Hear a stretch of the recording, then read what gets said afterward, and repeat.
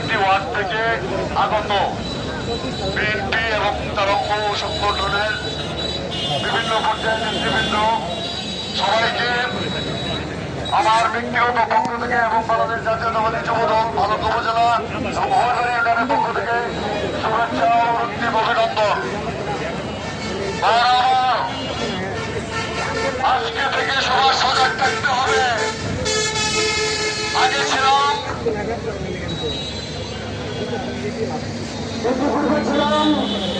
আওয়ামী লীগ আতঙ্কে, এখন হয়ে গেছে চাঁদাবাজদের আতঙ্কে। প্রত্যেকেই যার যার অবস্থান থেকে সচেতন সজাগ থাকুন। বাচ্চাকে ওদের বাড়িতে স্থান দেওয়া হবে না, যেখানেই যাবে সেখানেই প্রতিরোধ।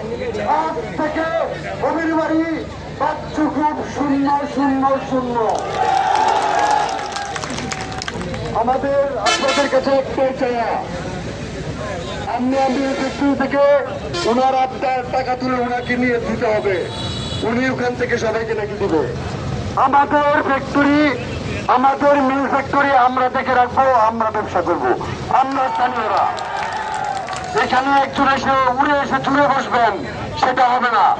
অভিবাসী আজ থেকে ঐক্যবদ্ধ থাকবে এবং শেষ পর্যন্ত ঐক্যবদ্ধ থাকবে। এই আহ্বান দেখে সবাইকে ধন্যবাদ জানিয়ে আমি আমার বক্তব্য শেষ করছি। আল্লাহ হাফেজ।